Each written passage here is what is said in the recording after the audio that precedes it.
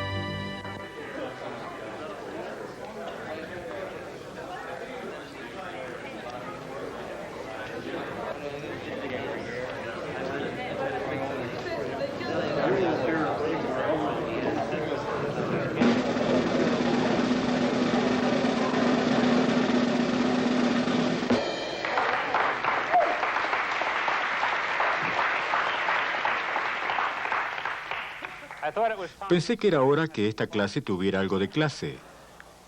En realidad, en estos días, los científicos son gente bastante informal.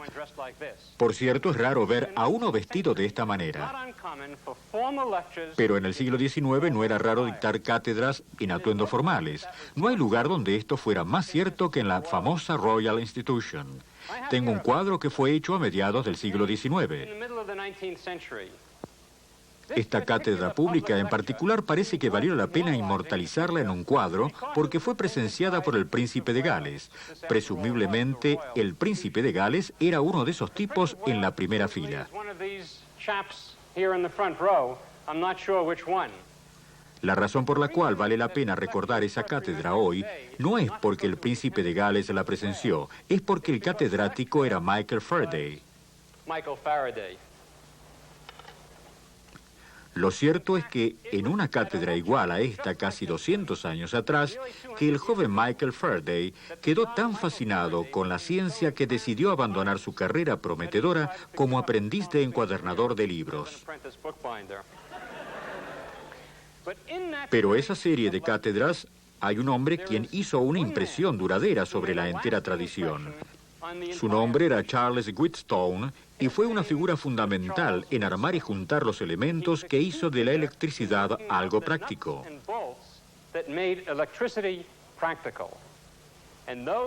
Esas tuercas y tornillos son nuestro tema para hoy.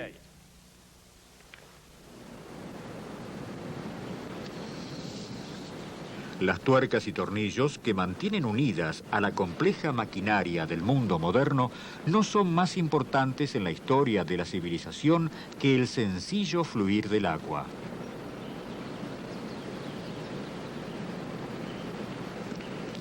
Aprendiendo a controlar y utilizar en forma práctica el agua ha sido un ingrediente crítico en el desarrollo de la civilización. No fue accidental que las primeras civilizaciones se desarrollaran a lo largo de las márgenes de los grandes ríos, el Nilo, el Tigris y Éufrates, los grandes circuitos de agua de la naturaleza.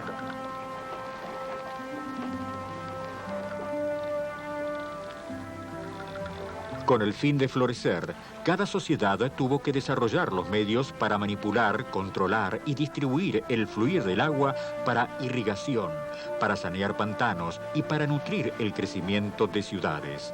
Así como todos los caminos llevaban a Roma, lo hacía una red ingeniosa de acueductos.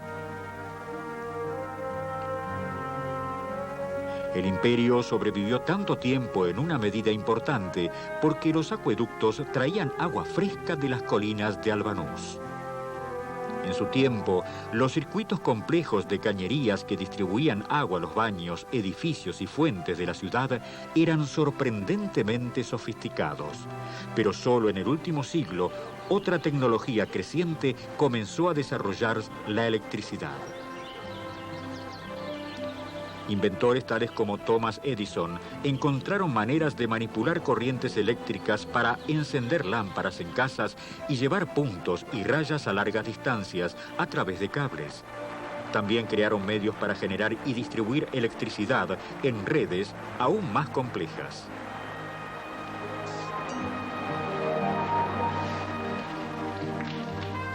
Pero desde los días en que la estación iluminadora de Edison fue la planta de energía principal del mundo, los ingenieros han desarrollado medios mucho más sutiles para utilizar el fluir de la electricidad.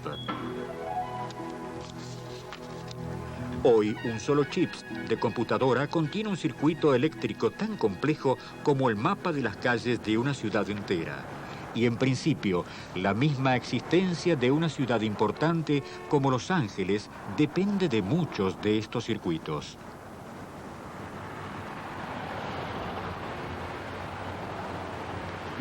Los Ángeles, por supuesto, es algo más que una superautopista. Pero sin un milagro de la ingeniería no sería más que una villa polvorienta entre el desierto y el mar. Y ese milagro se llama el Metropolitan Water District, Distrito de Agua Metropolitano.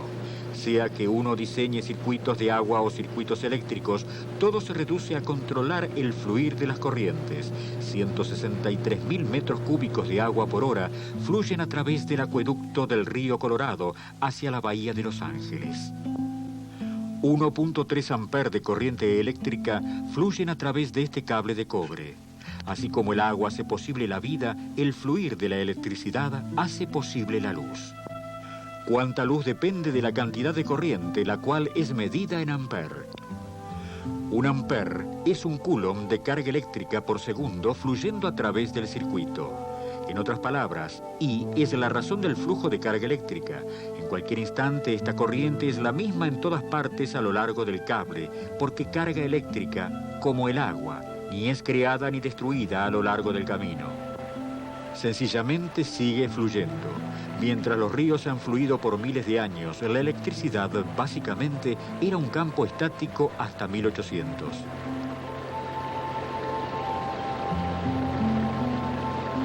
Ese fue el año en que Alessandro Volta empezó la carga e inventó la batería. Esta nueva fuente de poder llamada pila voltaica hizo posible un sostenido fluir de electricidad y abrió las compuertas del progreso.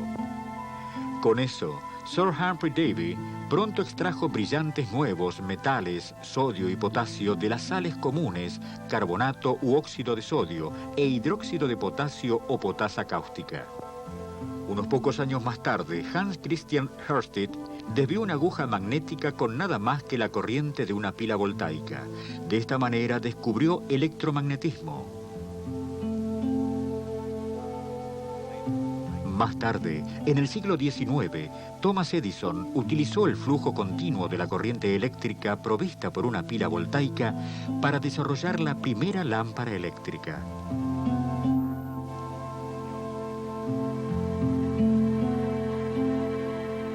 También utilizó esa corriente para perfeccionar un dispositivo inventado por otros, el telégrafo. Mucho tiempo antes, Carl Friedrich Gauss había visto el potencial en la aguja de compás torsionada de Ørsted. Un interruptor eléctrico cerrado en un lugar podía hacer que un magneto se moviera en otro lugar. Otros pronto llegaron a la misma comprensión. El telégrafo contenía la promesa de comunicación casi instantánea de larga distancia. Pero en el comienzo, la promesa de llamados de larga distancia tuvo poca duración. Después de viajar unos pocos kilómetros, la señal era demasiado débil para activar el dispositivo magnético. Este problema fue resuelto por Charles Wheatstone, un fabricante de instrumentos musicales y un estudiante de acústica. Encontró la solución a este dilema en los escritos casi inentendibles de un desconocido profesor alemán llamado Georg Simon Ohm. Lo que Ohm predijo con razonamiento matemático abstracto, Wheatstone demostró a través de un experimento directo. La señal puede ser mantenida igual si el voltaje es aumentado en proporción a la distancia. Wheatstone había verificado la regla conocida como la ley de Ohm. Para hacer fluir una corriente a través de un material conductivo se necesita un voltaje. La corriente siempre es proporcional al voltaje. La constante de la proporcionalidad es llamada la resistencia. Esta ecuación es conocida como la ley de Ohm. Un elemento en un circuito eléctrico con resistencia es llamado resistencia. La ley de Ohm no es una ley fundamental de la naturaleza como la segunda ley de Newton o la ley de conservación de energía. No se sostiene en todas las situaciones, pero es una regla útil en la mayoría de las situaciones prácticas. Ayudó a hacer del telégrafo un invento muy práctico, por supuesto.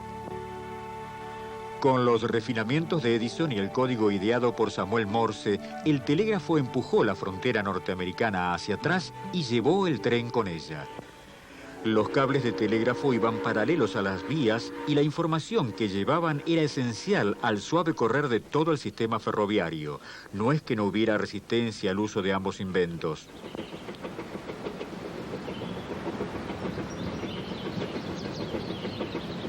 La gente decía que la electricidad era peligrosa y algunos decían que a las altas velocidades que los trenes podían viajar, los seres humanos no podrían respirar. Pero no había forma de parar el progreso. A la postre, cables y rieles juntos tuvieron el mismo rol vital que los ríos por mucho tiempo habían tenido: transportadores de personas, carga e ideas. Y a través de millas y millas de cable, el flujo de información sigue desde el práctico uso de la ley de Ohm. De la misma manera, reglas similares guían a ingenieros hidráulicos en el diseño y operación de acueductos.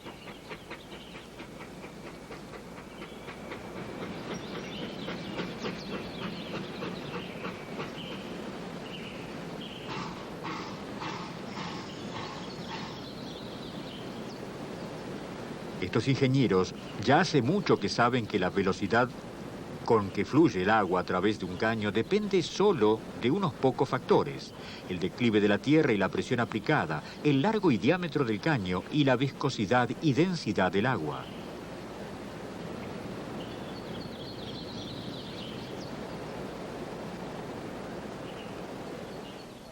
En una analogía precisa, la cantidad de corriente eléctrica que fluye a través de una resistencia depende de la caída de tensión a través del mismo. Cuán ancho y cuán largo es y de qué está hecho. La resistencia de una resistencia eléctrica es proporcional a su largo.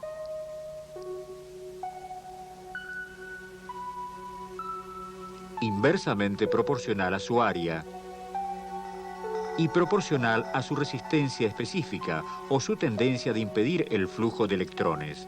Esta tendencia a resistir es algo que todos los materiales tienen, pero en diversos grados.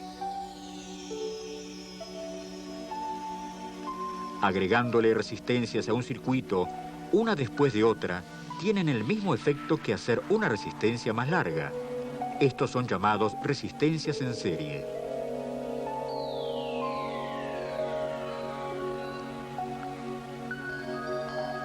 Poniendo las resistencias lado a lado, aumenta el área a través del cual la corriente puede fluir.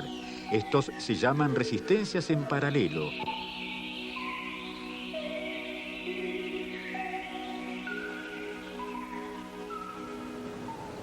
Lo mismo sucede con el agua. Agregarle secciones de caño en una serie es lo mismo que hacer más largo. De este modo, la resistencia al movimiento aumenta. Pero si los caños son agregados lado a lado, pueden llevar más agua más fácilmente. Y estos caños, en particular, llevan un montón de agua, haciéndola subir 480 metros del río Colorado a un punto donde puede fluir para abajo a Los Ángeles.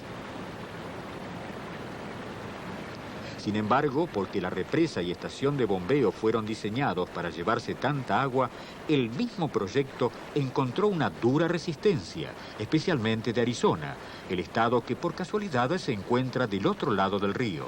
El día que comenzó la construcción en 1934, la milicia del estado de Arizona se encaramó en la margen del río con rifles y ametralladoras. En este caso, la base para la resistencia era clara. El flujo del progreso para California era a costa del futuro de Arizona.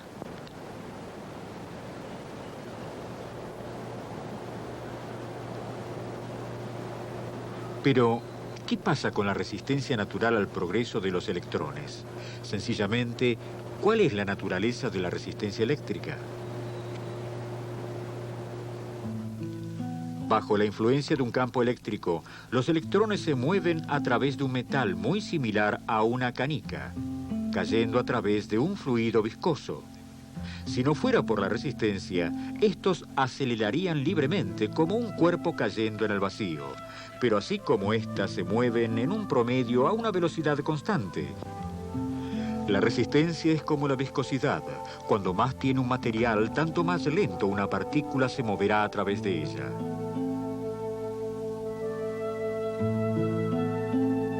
Pero, ¿qué es lo que hace ir más despacio a los electrones? En otras palabras, en un conductor, ¿qué resiste el flujo de electricidad? Dentro de un metal, electrones se mueven constantemente en todas direcciones. Aquí solo unos pocos de ellos están representados como puntos. Giran a través del metal como si fuera una molécula gigante. Este tipo de flujo no encuentra resistencia ni crea un flujo neto en una punta de entrada y de salida en la otra. Bajo estas condiciones, el conductor está en equilibrio electrostático. No hay campo eléctrico de adentro ni diferencia de voltaje de una punta a la otra.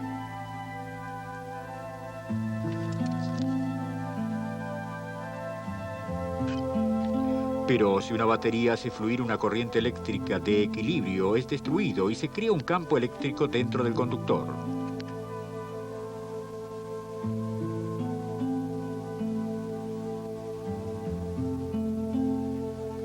Dentro de un metal cristalino perfecto, si es que una muestra pudiera ser encontrada, los electrones móviles continuamente acelerarían como un penique, cayendo en un vacío.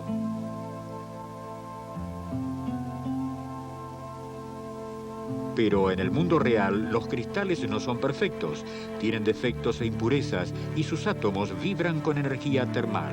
Electrones, acelerados por la fuerza del campo eléctrico, hacen saltar, rebotan cada imperfección, comportándose como una pelota en una máquina de ping-pong. Todo este rebote, todo este detenerse y volver a arrancar produce la resistencia que impide el flujo del electrón incrementar su velocidad, de manera que los electrones se mueven a una velocidad promedio constante, creando una corriente constante bajo la influencia de una fuerza constante.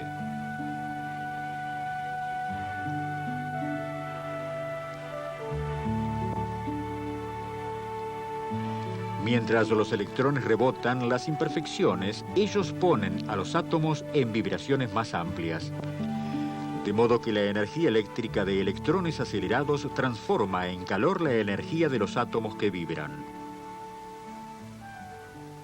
Y aproximadamente 100 años atrás, una idea brillante surgió de ese calor. Si una resistencia entra en suficiente calor, ésta dará luz. Pero todas producen calor, ya sea que uno quiera o no.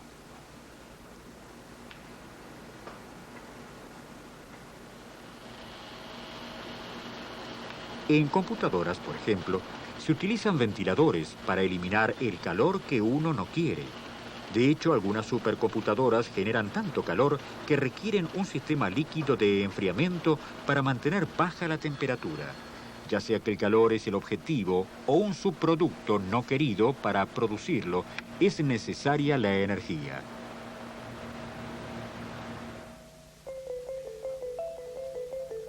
Mientras fluye la corriente a través de una resistencia, la energía transformada en calor es igual a la cantidad de carga que fluye por el cambio en potencial.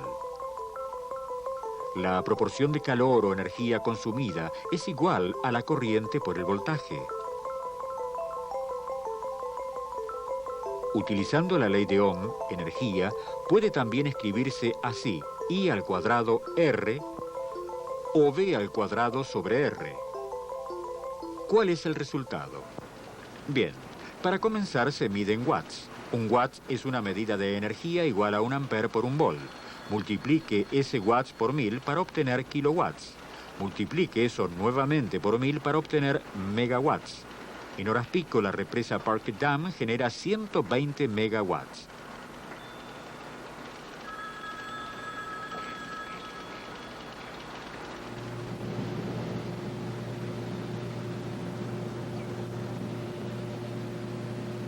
la red eléctrica y el sistema de agua en una analogía poderosa que toma forma concreta aquí, en esta planta generadora hidroeléctrica. Si el progreso conduce las corrientes de agua y electricidad, también demanda mucho de cada una de ellas. En la Sociedad Hambrienta de Energía en Norteamérica, cada persona consume aproximadamente 1 kilowatt de energía eléctrica todo el tiempo, todos los días y todo el año.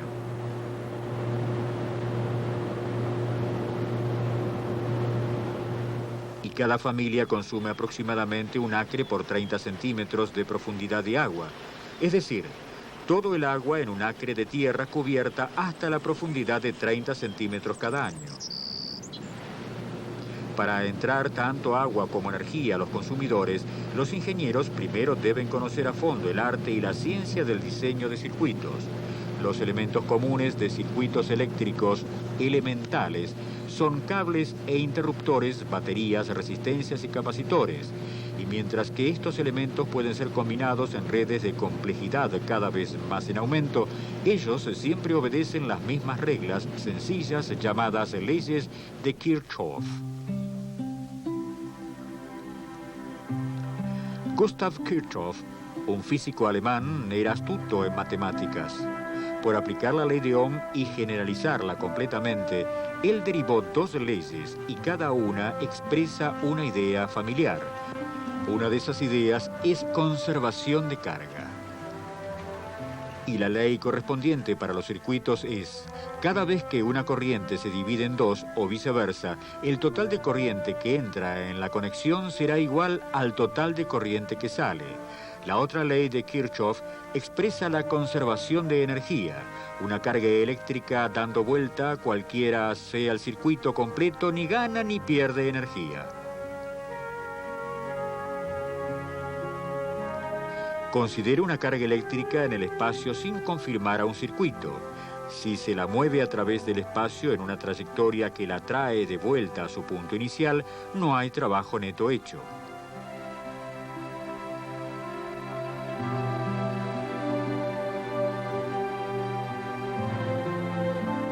El potencial eléctrico o voltaje puede subir o bajar, pero siempre vuelve de donde comenzó. Lo mismo pasa dentro de un circuito.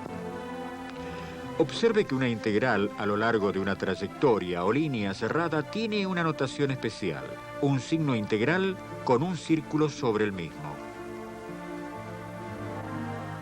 De modo que en el caso especial de un circuito eléctrico, todo el voltaje sube debido a las baterías y capacitores cargados y todo el voltaje baja debido a las corrientes fluyendo a través de las resistencias que suman a cero.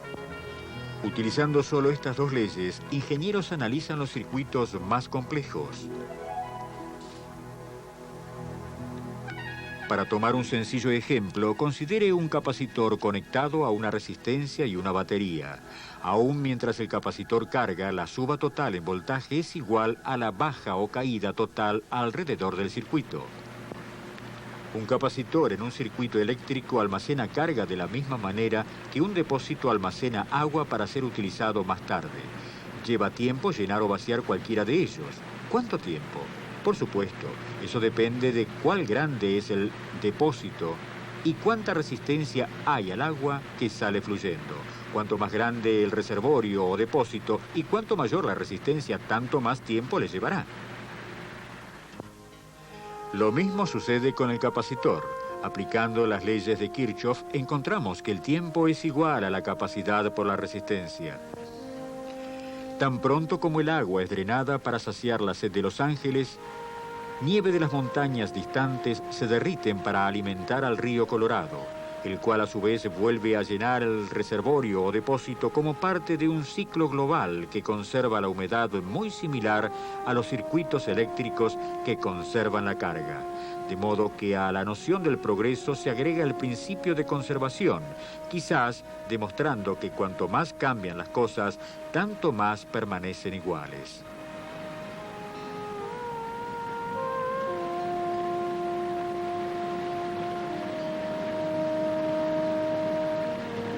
La civilización aún depende de las corrientes, a pesar que el flujo de electricidad ha sido agregado.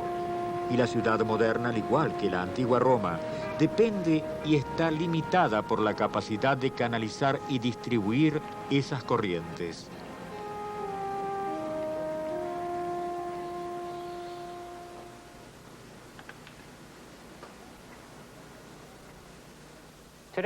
Hoy hemos estudiado la regla que hace a la electricidad práctica. Primero fueron elaboradas por personas llamadas Ohm y Kirchhoff y Charles Wheatstone. En su tiempo, Wheatstone mismo era reservado por sus colegas, pero era desconocido al público. Era un hombre tímido y morbosamente tímido frente a un auditorio igual que yo. De hecho, esa fue la causa, la manera en la cual él logró cambiar la tradición de las cátedras públicas en la Royal Institution. Aparentemente, una noche en 1846, era Charles Wheatstone quien debía dar la cátedra pública de esa noche.